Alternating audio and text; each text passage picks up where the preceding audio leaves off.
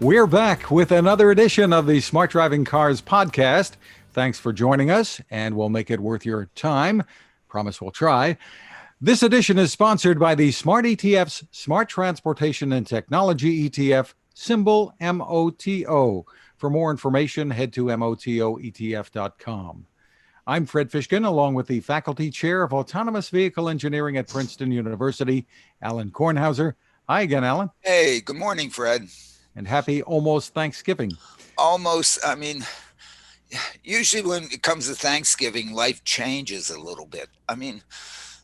Never mind. Life has changed. Life has changed a little bit. Yeah, it has changed, but it doesn't seem to be changing as you really approach Thanksgiving. Students aren't leaving campus, whatever. People coming over for Thanksgiving dinner, nobody's coming over. Us going someplace for Thanksgiving, we're not going anywhere. It's never mind. That's life today. Joining us is consultant, transportation expert, and publisher of the Dispatcher newsletter, Michael Sena. Great to see you again, Michael. Nice to be here. Michael, hi, great. Hello, Ellen. Hi, nice to have you again. So nice to have you. We're going to have a good day. Well, another edition of the Dispatcher is out, and on top is the headline, "The vehicle fuel debate has been hijacked." You take a hard look, Michael, at the common assumption that electric vehicles will help in the fight against climate change. Give us the overview here. This article started with an email from Ellen. And in that email, Ellen sent me a report by a colleague, Professor Frederick L. Dreyer, who is currently professor at the University of South Carolina, distinguished research professor of mechanical engineering, and he is a professor emeritus at Princeton. And in this report, and a longtime friend, and we were graduate students together. We played squash together, and we've done a lot of junk together. But go ahead. What hit me briefly? What hit me first was the name. Fred Dreyer, as you probably remember, was a football star. Also, not this particular Fred Dreyer. Yes, but it turns out he's a good squash player, but not a football star. Yeah. It turns out that one of my college roommates was drafted by the Giants. And I went in to see him and at one of the practices. And afterwards, we went out with Fred Dreyer, who was also drafted at the same time. So that's my claim to fame. Now I know two Fred Dryers. This report by Dr. Fred just blew me away. I'm thinking, finally, in a very clear and concise way, he's provided information that everyone should be taking into account. Everyone should be aware of it. People should be making decisions based on it. The people making laws and regulations should be looking at this. And it was accompanied by a few diagrams that were produced by the Lawrence Livermore National Laboratory. And these diagrams just in one picture just say it all. Yeah, that's what I tell my students. I show them in class. To me, you want to know about energy. Just look at these for a while, okay? Yeah. And go ahead, go. What these diagrams show, things that I've been trying to verbalize, discussing electric cars. I've said that the common thinking is that how do we stop climate change? Well, the common thinking answer is you force everybody to drive electric cars. What these diagrams and what Fred was putting together in his report were what you do by forcing everyone to drive electric cars is you push the problem from one place into another place. And the other place is producing more electricity. It turns out, if you look globally, and just these diagrams are for the United States. They're different, even within the US, they're different state by state. They're also different from the United States to China. They're much worse in China. But what the diagrams show is the amount of energy that is produced versus the amount of energy that's actually used. And the amount of energy that we waste is enormous. And we waste more energy than we actually use. It's about 1/3 to 2/3. And that wasted energy is just going up into the atmosphere as heat. So there are two sets of diagrams. One is the estimated US energy consumption, and then the other one is the estimated US carbon dioxide emissions. And these two coincide very much to one another. It's kind of hard to put into a few words in a few minutes what these contain.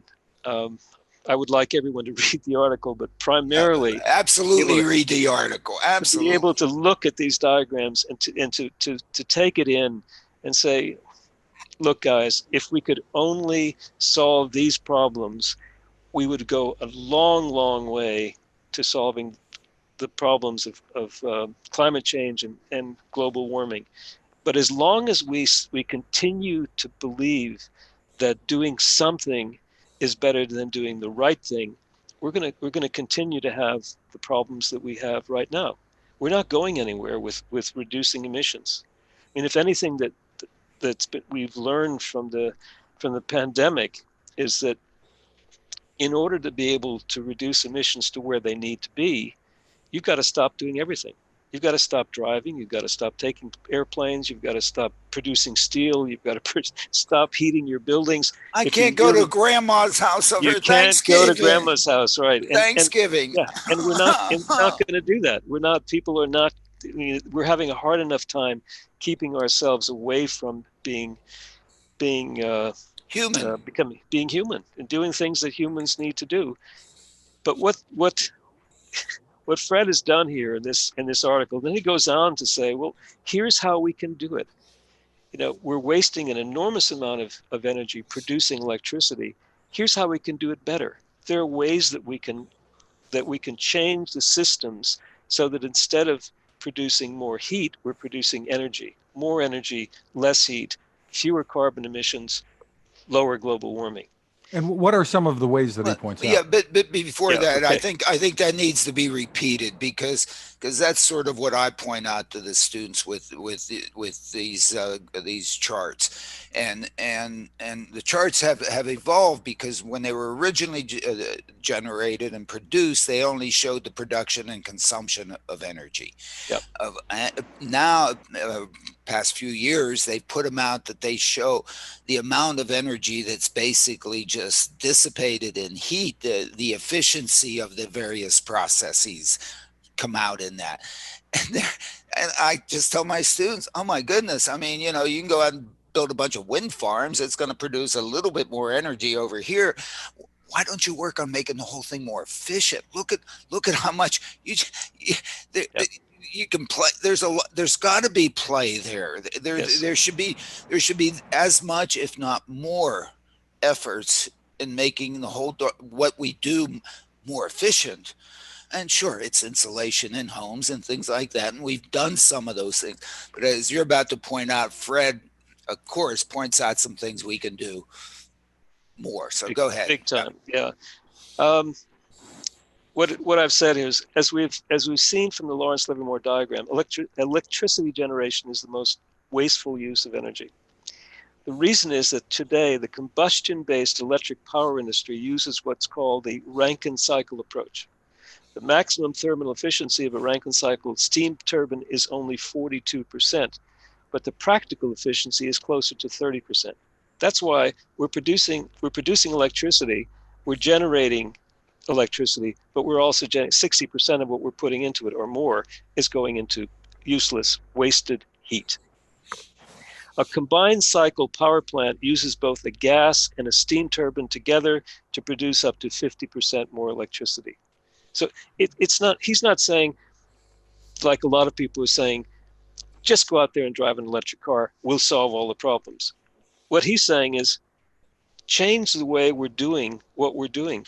He further goes on, he says, all of these plants, these Rankine cycle plants, they're already written off. We can just close them down, start putting into place electricity generation using the combined cycle, we can use what we've got. We can power them with what we've got, but we're going to burn less. We're going to create less waste, put up fewer emissions, and generate more electricity, which can then power, if you want to, it can power electric cars. But if all we do is go out there and start driving electric cars based on whatever it is we're doing right now, we're just going to end up pushing the problem into another, just somebody else's. It's like, you've got a problem here. Well, we'll fix the problem here, but the problem doesn't go away. It moves over to the other side of the street, and that's exactly what we're doing. It may be even worse because the fossil fuel that we burn to generate the electricity to power our electricity wastes more energy than if we burned it in the car in the first place. Exactly. And all those various things. And I think Fred also in other places looks at various things and other internal combustion and processes in mobile vehicles. That could be a heck of a lot. But you're absolutely correct here. All we're doing is moving the deck chairs on the Titanic. Exactly. What is the answer to people who would advocate? Okay, so that means we need more solar farms, we need more wind farms. Can that make enough of a difference? No, we're doing a fairly decent job in some places. Sweden has gone from 5% of renewable energy to closer to 20%. And we should point out for those who don't know that that's where you're based, Michael. That's where I'm based. That's right. Living here for the past almost 25 years. But we've had for many. We haven't burned coal in Sweden for many years. There are backup systems that are coal produced, but they're not used. The primary power sources in Sweden have been and still are hydroelectric, water, and nuclear. We began building nuclear power plants here well before the United States. The United States began early mid 60s, early 70s. Pennsylvania, where I grew up, and Alan grew up as well, the coal state. I mean, soft coal, hard coal. Pennsylvania now is less than 50%. More than 50% of electricity generation in Pennsylvania now is with nuclear. Now, we've heard of 3 Mile Island, but what we haven't heard is that Pennsylvania's gone from almost 100% coal to less than, I think, 30 or 40% coal. So the rest of it is between nuclear and coal. There's gas power. Well, there are advocates such as Bill Gates, for one, who are promoting nuclear power and newer plants that he contends are very smart safe. guy. Even though he went to another college, he didn't graduate, but even though he went to another college, he knew he could drop out of that damn thing. Why stay? Right. Exactly. Exactly. He should have gone to Princeton. He's a smart guy. He's one of the few people out there right now who's using his money to do really, really good things. Polio and schools and education. And this is the other thing. And the pandemic and all that stuff, right? In a place like Sweden, if we take a look at, you mentioned hydroelectric, which is terrific. You have that capability there. Solar, not a great option, at least in the wintertime in Sweden. Solar's not big. Although we've been doing a great job of putting up solar farms, but you need a lot of solar here. The most important renewable is wind power. We've got lots of wind and we've got lots of space. Sweden is the third largest in geographic area in the EU. So we've got lots of space, and it's a long country, and we've got lots of wind blowing across from the UK and Denmark. They're very flat. So they have a lot of wind too, and a lot of wind too. Yeah. But I'm sorry, but wind turbines are so ugly. I mean, I can't get over it. I mean, whatever. But one of the things that you also see in those charts is, the amount of energy that's produced by wind, you can just barely see it. And the amount of energy that even solar, you can barely see it. And if you really think you're going to replace coal, you're yes, maybe eventually, and so on. We have many X's to go. I mean, we have to do 5X, almost 10X in some of those things. And with respect to, you said your standby power is coal.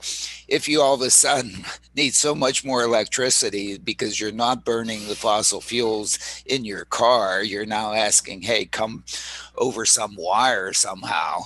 You've got to produce that. And what's standby coal? Oh my goodness, that's the marginal producer here, and whoa. But anyway, The other technology that's often talked about as an alternative to electric vehicles are hydrogen fuel cells. But don't you run into the same issue there too? I've read that they require quite a bit of electricity or power to generate that. Yeah, you've got to use electricity to generate the hydrogen, and right now we don't have enough research that's going into hydrogen, and the reason is that on one hand, the people who've been promoting electric vehicles, like our friend Elon Musk, who, by the way, was here a week ago and caught the coronavirus just down the road from here. He flew his jet in, went to the party of the soon-to-be ex-American ambassador to Sweden, who was having a birthday party, who was a co-founder of the company that he and Ellen started together, PayPal. And then he flew home and tested himself. And anyway, he, among the people who have been saying that hydrogen is not the future, it's battery electric vehicles, and that's caught on. And so more and more companies who had good programs, like Daimler and GM, who had good programs in hydrogen, sort of dropped them and now focus mainly on battery electric vehicles, unfortunately, because in the end, if you can produce your energy that you need at the source instead of having to produce it someplace else, and it's a clean source, then you can do it. The problem is generating the electricity. Generating the hydrogen requires electricity. What Fred goes forward on here is that we already have technology that's available to us, that we have the fuels that are available to us. We can burn them in ways that create zero emissions if we just focus on those technologies. And are you talking about having to redo more or less, or modernize existing power plants? Is that what we're talking about? Not power plants. Now I'm talking about cars and trucks. Okay. It's the reactivity control compression engines, this RCCI engine. Yeah. He didn't come up with this idea, but he's promoting the idea. It was something that came up at the University of Wisconsin, where they also do great research and transport. That has a thermal efficiency of close to 60%. So we don't have to reinvent wheels here, no pun intended. We can use what we've got, use it more efficiently, and use the entire infrastructure that we have in place, but produce fewer emissions. I mean, what's the end game here? What's the goal? What are we trying to achieve? We're not trying to achieve electric vehicles. I mean, that seems to be, people are saying, well, we have to have more electric. Well, we have to have electric vehicles. Why? I mean, if you own one of those things, you've got to plug it in. I'm working with said, we just bought one for my wife, and she thinks it's a Volkswagen, a new Volkswagen thing. And then he sends me a picture of he just put in an electric outlet in front of his house where the car is going to be, and they're plugging this thing in. We plug our cars in all the time here to warm the engine circuit. And that's really a pain, and it's a simple cable. I mean, with these things, you've got climate change can fix that for you. It is actually. We don't have to have. As I said, it was 9 degrees. It's 9 degrees Celsius here right now. It's the end of November. It's almost Thanksgiving. Yeah. So. Yeah, to me, I think the important thing here is that we do have some things that are available to us now. Yes. That we don't have to go to the things that seem to always be 30 or 50 years in the future: thermonuclear fusion, hydrogen. I mean, I was a big hydrogen advocate in the 70s. We were doing all sorts of hydrogen economy type stuff. Yes. Yep. And darn it, at some point the Hindenburg gets into people's head or something like that, and the whole thing ends up going south. And then you have the Apollo 13 thing, which, sort of didn't help and whatever. It's sort of the same kind of things that nuclearists face. Every 30 years there's a 3 Mile Island, whether it's called Fukushima or it's called Chernobyl or whatever. But boom, and that's the whole damn thing back. I don't know, whatever. But go ahead. Sorry. No. So go ahead, Michael. Well, I think that I've said what I need to say about that article and about the information. And Fred sent me a really nice note with another whole article or 2 articles about what he's working on now. I mean, it's going to be, it's not going to be in January or February, but it's going to come along sometime, about what's the next step. What are the other things that we can do that don't require everybody to suddenly start driving electric cars and putting more emissions out into the atmosphere from electricity as opposed from our tailpipes. So also from the newsletter, the latest newsletter, Michael, Thatcham Research, if I'm saying that right, yes. It's a UK group funded by insurance companies. They've criticized the British government's plans to allow self-driving cars on motorways as soon as 2021. Yep. Tell us about that piece. It's almost like the government has decided to use the pandemic as a cover for doing all kinds of things that they wouldn't normally have done if there wasn't something distracting people. They just last week they said we're going to have no more ICE vehicles in all of the UK starting in 2020. It was 2040. Which is 20 years. That's fine. We can deal with that. But suddenly it's 10 years, and what does that actually mean? I mean, 10 years we're not going to allow you to sell any more internal combustion engines, either for diesel or with petrol. Yeah, but we already have several tens of millions of these already on the streets. What about them? What are we going to do? Well, it doesn't matter. We're not going to start putting more. So everybody has to now move to electric cars because that's the only option. We're going to end up being like Cuba. Cuba didn't have any cars. So guess what? All the cars of the 50s still exist in Cuba. They look like brand new. That's what's going to happen in England. That's very good, and I think you've just given me an idea for one of my musings articles. I can't wait. It's perfect. Yeah, it's perfect. So Thatcham is a very, very reputable group. They're the ones who do the type approval. They do research. They're responsible for a lot of good information that's collected about the safety in vehicles. And what they're saying is to the government, and why are you doing this? There's no evidence that putting these vehicles on the road in general, I mean, what you're proposing here is going to provide anything in terms of improved safety. Worse, these vehicles are not ready for prime time. You cannot put these vehicles out on the road without enclosing them in some place where they're not going to be encountering other vehicles that are not self-driving or driverless. So why are you making this decision without any proof, without even discussing it with us? Because we would have given you a recommendation to not do this. So far, the reason that they came out with this statement was that there was a report that was ready to be released by the government that was going to promote this.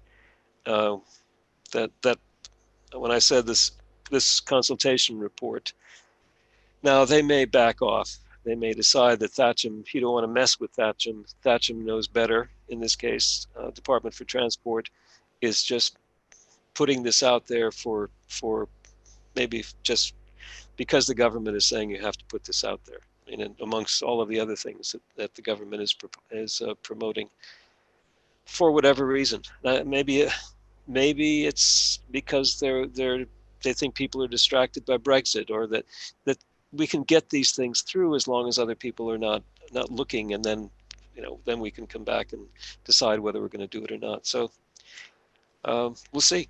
Well, with respect to that whole thing, I'm of course not sure what's going on, but it's to me, I think it's a lot about this whole supposed level 3, which of course I hate, of the SAE, which of course I hate. You don't hate SAE? Yes, I do. I mean, yes, because they put that out as well as some other stuff and whatever. I don't know, but who knows what that means. Because they haven't fixed their cruise control, but that's another story. Yeah, that's the whole, I went through that. The issue is irresponsibility by the driver, by the owner of the vehicle. Okay, all right. To me, the dealer sells me a vehicle. I own it. I'm the one that's now responsible for it. Okay. And that responsibility extends out to I have to go wash it. I have to change the oil. I have to get a new battery. I have to clean the terminals because my car stopped at Costco and wouldn't start because corrosion appeared on my battery. Believe it or not, just happened. I had to clean the battery. And I have to pay attention when I'm driving. Okay, and I buy insurance in case I'm totally irresponsible. And with the 90-some% of the crashes are because I end up being irresponsible. Very few crashes are caused by me being paying attention. It's all about me being irresponsible. That's what it happens. And now they put in this thing that because some additional, I don't only want the Corinthian leather and the CarPlay and the Apple Play and Mudadoo and Budada and so on and luxury and this stuff. I now also apparently want to jump in the back seat while the thing's going down the road. Sure. Okay. But when I jump in the back seat, who's responsible? Okay. It should still be me, but I'm there snoozing. Okay. And who's going to cover me in that situation?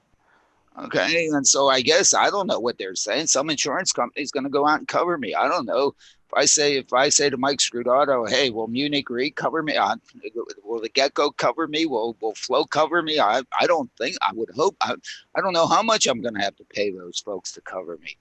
Well, is Daimler going to cover me? Is Volvo going to cover? I mean, they'd have to be crazy. Here I am. I can't even take the corrosion off of my battery terminal so the car will start. The hell am I going to do with this thing? They're not going to be responsible, and so I go out and kill people. This is what Thatcham has said. And Thatcham said, if the problem with the insurance industry, claims this Avery, the person at Thatcham, if driver is not in charge of the vehicle, this person would be classified as a passenger. Yeah, as a driver. I guess because I'm. Yeah, and when I'm on an airplane, I'm not responsible for flying it, even though I'd like to go up there and move over pilot. I'm taking up fly faster. Yeah, well, if you're sitting in a bus, if you're sitting in a taxi, same you're not thing, responsible for driving, but the driver is, the pilot is, the bus driver is. Right.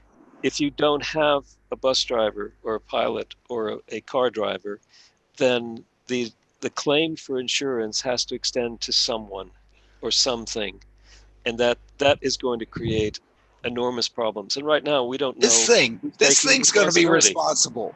This thing's going to be, really? Are you kidding me? Apple's going to take responsibility? Are you joking? The way I treat that thing? Yep. I don't, that's why level 3 is not, to me, even conceivable. Because nobody's going to step up and say, hey, yo, I'm responsible. I can do that. I can fly the plane. And if something happens, come blame me. Right? I mean. Well, so far, Tesla hasn't taken responsibility for any of the. Elon has never said, hey, if anything happens to you, I'm the second richest guy in the world. Come to me. I will take care of you. He's not said that. Yeah. As soon No, as he I guess said that, the offering Tesla insurance to owners isn't exactly doing that. I mean, people are well, paying Not for I ex- don't that. know. So. I think we better read the fine print. Okay, it's all about the details, as you know. Okay, I bet it's all about the details. All right, If and I would be surprised, but maybe it does. Maybe in the insurance policy that Tesla is selling, they say that if you use autopilot, we take responsibility we for it. take But I doubt it. responsibility. Oh But I no, doubt it. I'm telling you, it's I doubt it. I don't know. I mean, we will do a special podcast on that Yeah. one, and read that line by line to the world, because you can assure no lawyer's gonna write that. Yeah.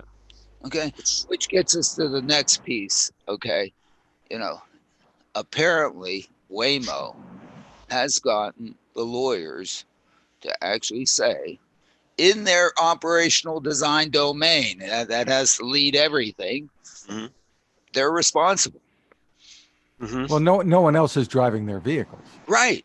They're responsible. They're given the ride. Whatever that entity in their operational design domain.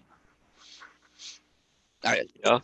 And they can constrain that, because they decide how it goes, where it goes, who knows what, algorithm here, algorithm there, supposed artificial intelligence. Are you kidding me? Never mind. Well, keep it within the operational design domain. But what Fred just said just sums it up. Yeah. It doesn't matter whether they've got a person there, Yeah. whom they would have to insure a driver. If I run a taxi company, Yeah. I employ drivers Yeah. in my vehicles, they're not self-insured. I Yeah. insure those people to drive the car. With Yeah. Uber, it's different. With Yeah. Uber, Yeah. it's my car. I'm responsible. I pay the insurance. It's as if I'm driving, but I also have to cover the people who are driving with me. Yeah. That's my responsibility. Yeah. You're my Uber driver. Something happens, I point, hey, Michael, it's you. Yeah. You're the guy. Well, but we've agreed to that. Okay. With a taxi company, which is what Waymo is, Yeah. it doesn't matter whether there's a driver there. In fact, it's less, but you still have the folks in the back seats of the Chrysler Pacifica. Yeah. And you have to make sure you cover them. You cover the car. You cover any damages that are created. Any children you run over. So in the meantime, what's the news? There's no news. No news. The only news is that Waymo is the entity that says you can point to me if something happens to you.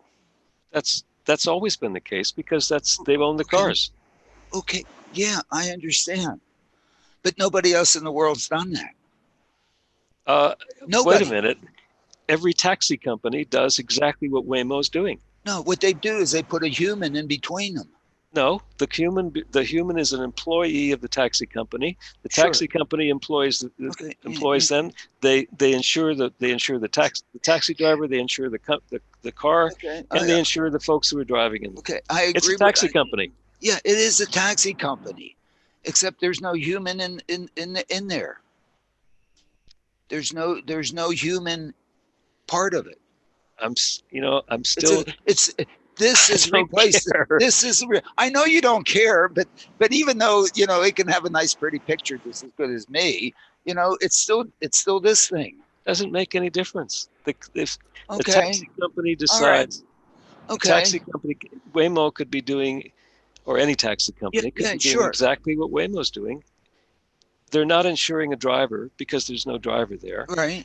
If I were an insurance company and Google's got enough money to take care of this for at least for a while, as long as they continue doing this, and a little Chandler, Arizona. Don't belittle that. Go ahead. No, but go ahead. We'll discuss the belittling of that. Go ahead. I agree. What I'm saying is, as long as they're doing it in a very small area, Google has enough money to cover the potential problems that could occur if they have an accident. if they extend this throughout the rest of the world, It's they not would an have accident, it's a crash, but well, that's just terminology. Go ahead. Yeah, whatever. Yes. okay. No, Yeah. I agree. So We agree. yeah. Where So are we with this? what's the news? I'm looking for Well, news. I guess what The news is, I guess, Alan, the way you put it the other day when Waymo was on a podcast with us, the news is that somebody had to make this decision to say, okay, we're ready. There is no longer a safety driver needed on board, and or whatever we call them. reaching that decision. And Michael, I guess you have some comments in the dispatcher that this wasn't brand new, that this had No, actually happened back in the spring, and they've been then that, they've, but they've been doing it. to a lesser extent from what we're told. Actually, if this is why this is the purpose of there were two parts of the article. The first part of the article was everyone is reading into this piece of information more than what Google or Waymo was putting into this information that they were putting out. What they said was, we're now going to have our cars back on the road. We're going to take customers again. We're going to take riders because they've been back out on the road, but they weren't taking customers. Now they're going to take customers, and they're going to do that without having a driver. Why are they going to do that without a driver? Because they don't want the driver to get COVID-19, and they don't want the customers to get COVID-19 from the driver, because the cars aren't ready. They haven't been prepared for having a driver with customers so they don't infect each other. This is why I said it was very important to go back to what they actually were saying from the start of March until now. So first they had both, then they had only drivers without any passengers, then they said we'll have passengers without any driver, and then they said, okay, now in order for us to really provide you with all the services that you need, we're going to have to put a driver back in there because we can't go everywhere without a driver. That's what they said. What they didn't say is, now we're going to have all of our cars are only going to be driverless. So we're going to have driverless cars only, and these driverless cars will go everywhere that you need to go. That's not what they said.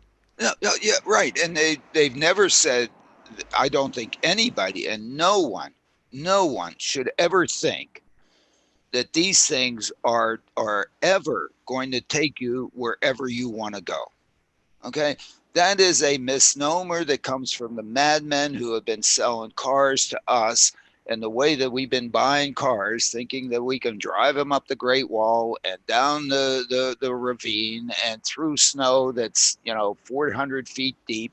My car does. Oh, great! I'm glad. I mean, and you probably, every one of those roads has red poles along them so that they can stick out over any snowdrift, even the worst snowdrift in 2,000 years in Sweden, so that you know where the edge is.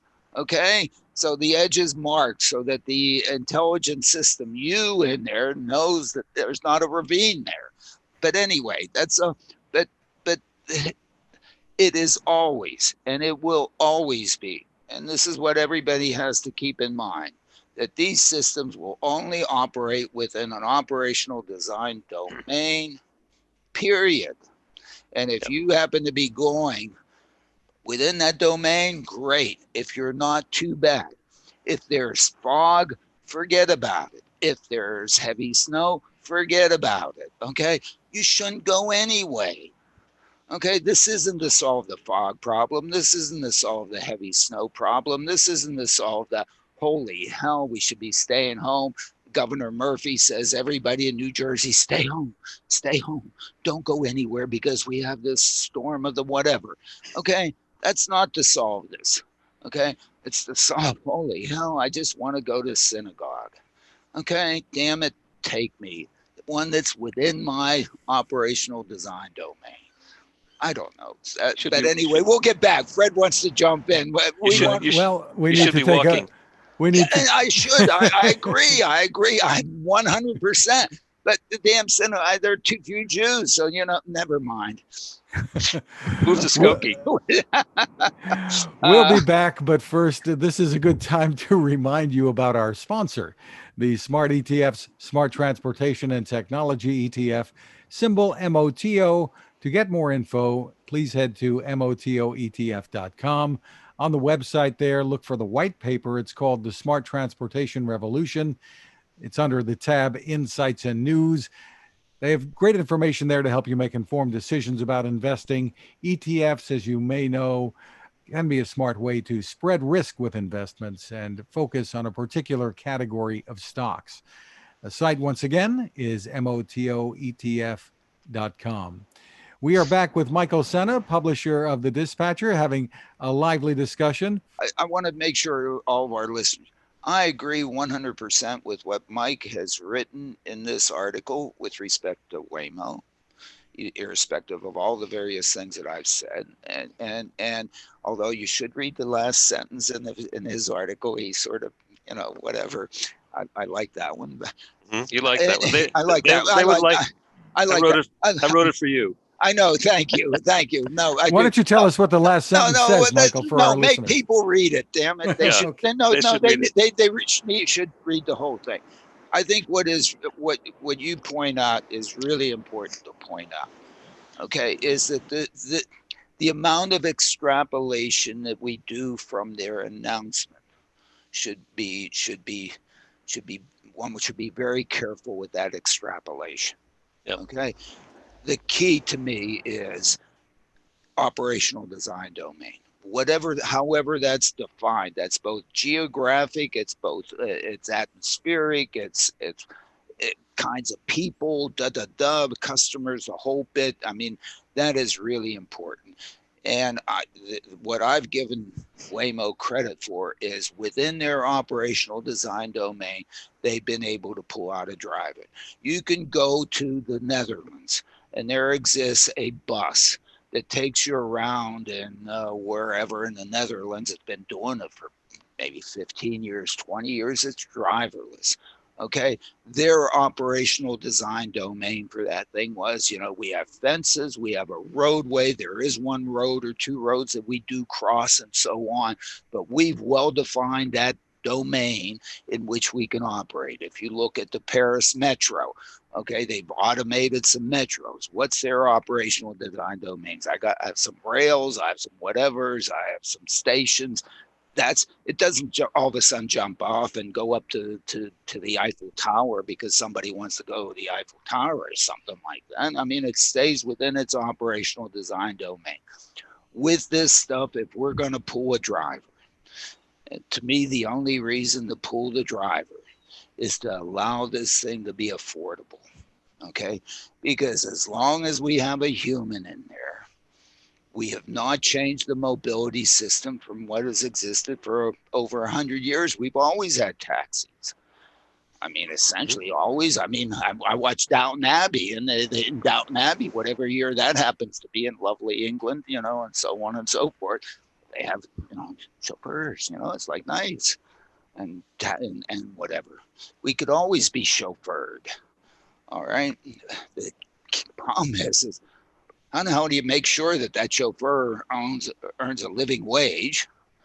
Okay, it's not a slave, and it's affordable.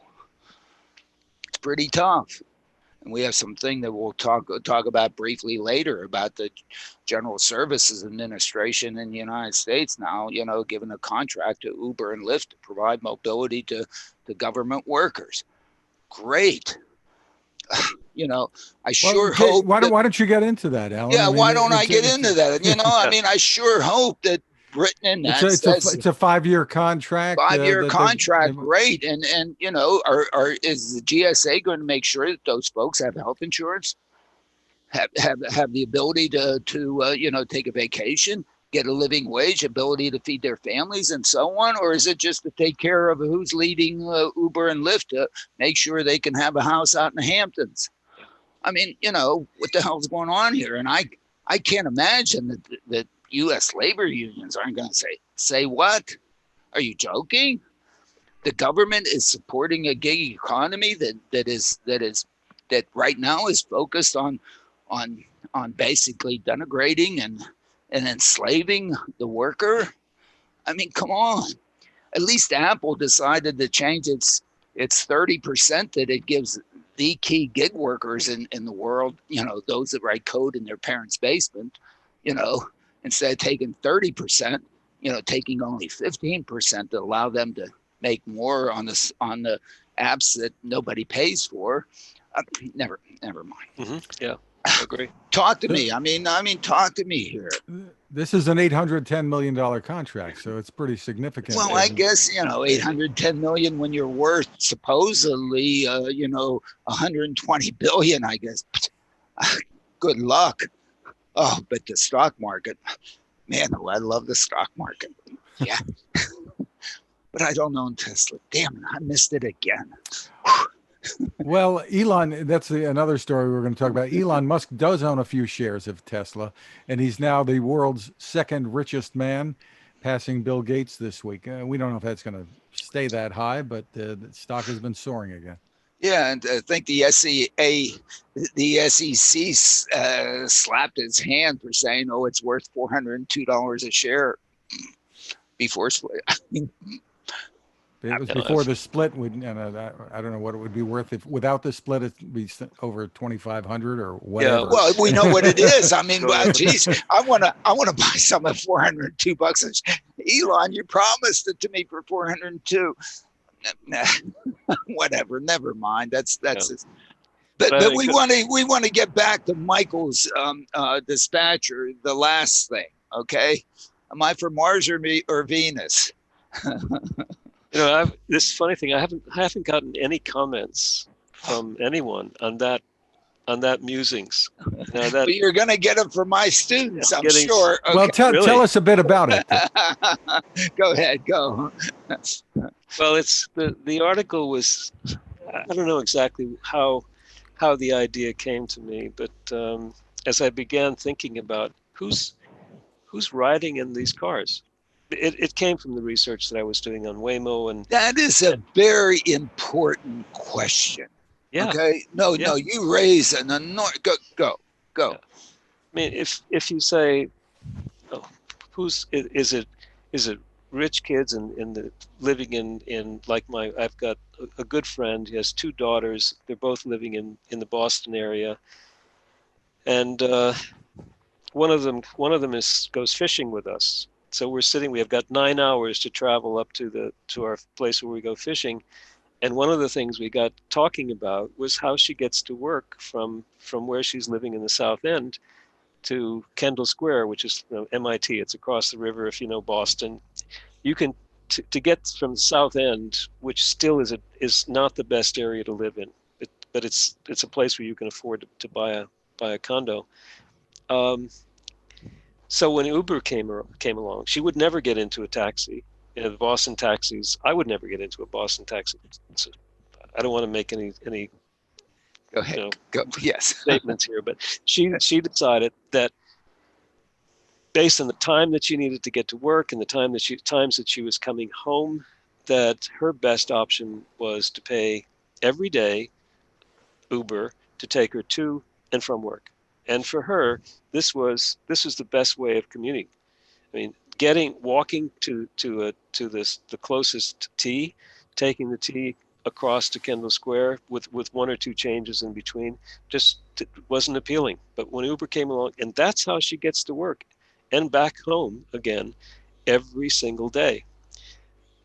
She and her husband can afford to have their own chauffeur. I know what these kids make in the jobs that they have, but is that what Waymo is looking to have when they're sitting in their cars? And what's the reason for people who want to do that from her standpoint? Although she didn't say it, from her standpoint, the reason for doing this was safety, personal safety. It was she felt more comfortable. She grew up in a suburb. She didn't grow up in a city. She felt much more comfortable. Like she was always chauffeured to school. She went to private schools. She was always chauffeured her to the school because the school that she went to wasn't within walking distance.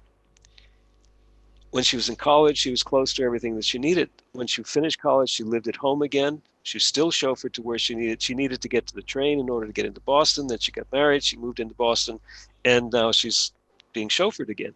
Is this what we're doing? Is this why we're putting money into companies like Waymo to have rich kids or young adults riding in the backs of cars so they can do everything they want it to do? And what's the reason for it? So I started looking at some of the interviews that were done, and they put these on the site, and it was enlightening about I personal safety was one of the main reasons why they're not using a taxi, but they will use one of these, particularly a driverless without a driver in there, because a taxi driver knows where I live. The taxi driver knows that I'm not home because he picked me up. Now he drops me off, then he goes back to my house and he knows I'm not there. I mean, these are the kinds of things that they were saying on this. And then I thought of both my mother and my sister. Neither one of them had driver's licenses. My mother never took a taxi, wouldn't take a taxi. My sister's exactly the same. I've driven in taxis in Scranton. They're clean. They're much better than certainly in Boston. But it's this mentality that, if I don't want to get into a car with somebody I don't know, and I don't know this driver, I don't know who this person is. But my sister would get in a car with someone who was a friend of her son's, actually the father of one of my nephew's classmates, and she would drive for 4 hours down to Washington, D.C. That's how she got down to D.C. to visit her two sons who live in D.C. And she would do that at Easter time and Thanksgiving, and one more time during the year. The kids would pay for it, of course, but she'd do that. But she wouldn't get in a taxi in Scranton to go downtown, and the buses are getting fewer and fewer. So I started thinking about who will be the people driving in these cars or riding in these cars. And then I thought of the Volvo, the ladies who drive, the women who designed the Volvo for women. It was a project that was going on almost 20 years ago, where a group of 8 women designed a car for women. And well, what was special about this car? Why was it for women? Why wouldn't any car be for anybody? I mean, what's special about a woman driving a car? And it wasn't about a woman riding in a car. It wasn't somebody sitting in the passenger seat or sitting in the back.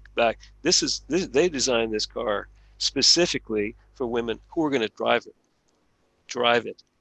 They were professional women who were going to drive this car to work. And the things that they did, they took the space in the back that you would normally have passengers or even kids, and they made that much more accommodating for the things that a woman would need, a professional woman would need to be able to carry all of her stuff to the office, and things that you'd have to pick up along the way. So the back seat folds up, and you can put more bags back there right behind the seat. I mean,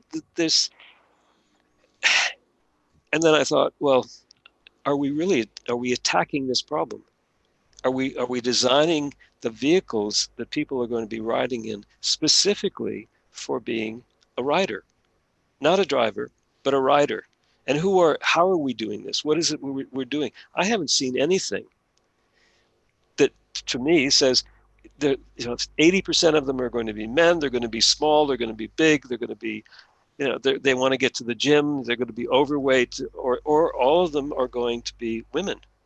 And that's the point of the title. Is it our cars are from Mars? Men design cars. Men invented cars. Men are driving cars. Have been driving cars. But that's not the case anymore. There are more driver's licenses given to women in the United States than to men, even though men are slightly less in population for reasons we all know than women. But that's not the case in many other countries where men vastly outnumber the number of women, like in India and China. Saudi Arabia. Never or mind. Saudi Arabia. Yeah. Let's not go there. Let's not go Physically there. or mentally. Yes. So I found the topic to be very interesting, and I hope my readers think that the topic is interesting, and some of them will start to do something about it. Let's tell our audience where they can get hold of it, Michael. It's in the dispatcher. It's in the dispatcher. Tell people where they can find it. They can find it on michaelsena.com. One word, michaelsena.com. And it's go in there and you can click on the dispatcher, and all the issues since November of 2013 until just December 2020, they're all there. And for listeners, Fred's trying to drop us off, but I'm just not going to let him hear it. I want to make sure people can get to your site too. And for listeners, it's spelled Sena. Yes. Okay. Michael L. Sena. Go ahead, Alan. No. I mean, this is critically important, and as I think anybody who listens to any of this thing knows that, my focus on this thing is to try to get this to people who can't afford a chauffeur and can't afford to buy a car and have or more than one cars or a car for each person in the family, and provide mobility for them. And I think the key place, the operational design domain where one could be doing that is in Trenton, New Jersey, of which there are many other cities like Trenton, New Jersey, but I think Trenton would be one for which it's quite different than the clientele would be quite different than the clientele that Michael was describing, or the clientele that I think is available to Waymo in Chandler. And I'm just hopeful that one of these companies will come and say, yes, what we're doing all this work for, the opportunity that exists by taking the driver out of the vehicle is an opportunity to make it affordable, because the expensive piece of this thing is the driver. The commodity is the vehicle, and really the commodity is all the hardware and software that now is exceedingly expensive. That's all a fixed cost thing. And once you scale it, the average cost, because the marginal cost is close to zero, ends up being close to zero. And it could have you provide and be able to provide affordable mobility, even more affordable than putting a bus out there. But the mobility that's offered is enormously better than what you could affordably put out there today for the places people want to go and come from, within a community. That's what I think the opportunity, that the fundamentally new opportunity, as opposed to, this just being another, it's another brand of coffee. Oh my goodness, I'm not paying enough for Starbucks. I can even pay more over here, and what. For more on all that, Alan, people are going to be able to sign up for the summit coming up. Let's talk about Fred's what's new and different there. Well, we're going to do it over a number of weeks. We're going to do it at Eastern time, at lunchtime, California time, at breakfast, Sweden time of cocktail time, and Far East time of midnight, whatever. Well, this is going to be spread out over a period of weeks. And it's going to be spread out over a period of weeks, and we're going to do it, hour and a half like we're doing here. We want to make it live. We'll be live. We want to try to get people to interact. So there's a certain amount of information that's being presented here, but hopefully we can get the audience to somehow interact. I mean, that's the value of these things. If we get people, it'd be great if right now we had a bunch of other people jumping in here, either jumping on Michael's side or my side. Not that we have different sides here or anything like that, but some completely different side. So, because, we don't know we don't know the opportunities. We don't know if we can make it work. this whole design thing, how should it be? It should be I think, substantially different if you're moving people in Trenton than you are in Chandler. But maybe not. I don't know. I mean, we need some sociologists here or somebody who deals with that, and so hopefully we can bring all those folks here. We've had some exceedingly good podcasts recently.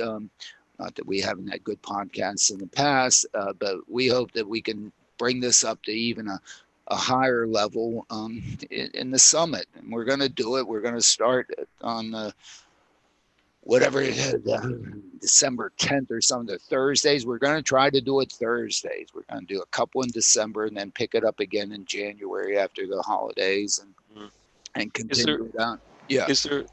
Is the program available? In the last issue of the Dispatcher, was the December issue. Yeah. I left it open because I didn't want to put out a URL for the summit until it was ready. Is that ready? Yeah. Well, Michael. I mean, give me an unachievable task here. Is it ready? Of course it's not ready. There are so many moving parts of the darn thing, of people that need to be lined up, of schedules that need to be arrived. I have a set of topics and people identified. It's going to probably end up being a moving target. We may, some Thursdays may end up being, holy mackerel, we're on top of who knows what, and we might have to move it to Wednesday or something like that. So in the beginning, I think we're going to say, hey, we're going to do the best job we can for the audience and the people that are going to go on this journey. It's not a course, but it looks like a course. And the reason why I've sort of selected to do this, one, because of course we have to do it remotely, which has some advantages. Okay, people can bring their lunch or their breakfast or their cocktail and sit there with us and participate, and but we can't provide it for them. So in other words, we can't basically buy them by feeding them and giving them adult beverages and keeping their attention. So we have really no control over not that we ever had control, but control over the audience. Hopefully it'll be the content that gets people to want to come and sit with us and try to move this whole thing forward. And you can do it without having to wear a mask.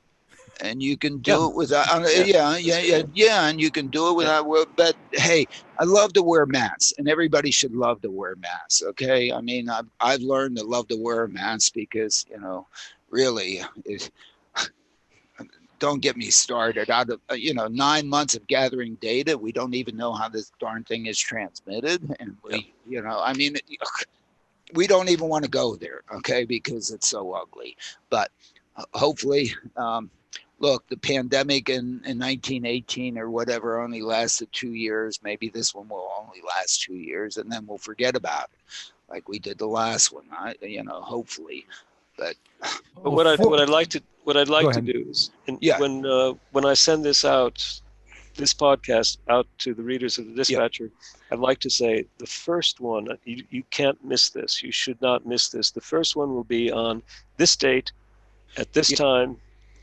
And so that date is that time. I think it's whatever the Thursday is of December 10th. I think is December 10th, and it will just be probably just me, most unfortunately, sort of laying the groundwork for this. As I see this thing, to give a preamble to anybody who's listening, to me, there are two fundamental markets associated with this technology, if we're going to use the technology as that thing. The one fundamental one is to go out there and basically, as I've called them, safe driving cars that we buy, that is a system that exists on those things, that whenever we misbehave, keeps us from hurting ourselves and other people, because we're misbehaving when we drive.